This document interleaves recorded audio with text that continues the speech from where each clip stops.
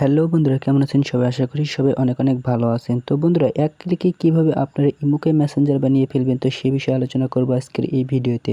তো বেশি কথা না বাড়িয়ে চলুন ভিডিওটি শুরু করা যাক। তো এই জন্য সর্বপ্রথম আমাদের আসতে হবে ইমো অ্যাপে। তো আমরা ইমো অ্যাপে চলে আসব।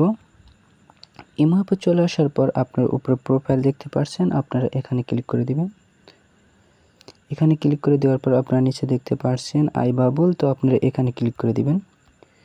তো আই বাবলে ক্লিক করে দেওয়ার পর আপনারা এই পারমিশনটি অন করে দিবেন। তো যখন আপনারা এই পারমিশনটি অন করে দিবেন, তখন আপনারা দেখতে পারবেন উপরে দেখা যাচ্ছে ভিডিওতে হালকা, তো এরকম মেসেঞ্জারের মতন ছোট্ট একটি লোগো সাইটে চলে আসবে। তো আমি এটা অন করে দিলাম।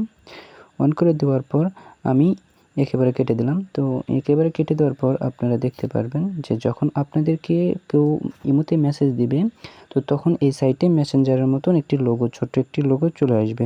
তো মেসেঞ্জারে যেরকম আপনারা দেখতে পারেন কেউ মেসেজ দিলে ছোট্ট একটি লোগো ভেসে ওঠে, তো আপনারা দেখতে পারবেন যে এরকম একটা ছোট্ট একটি লোগো এই সাইটে ভেসে উঠবে।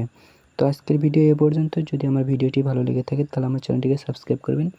এরকম নতুন নতুন ভিডিও আপনাদের মাঝে নিয়ে আসবে। তো ভালো থাকুন, সুস্থ থাকুন, আল্লাহ হাফেজ।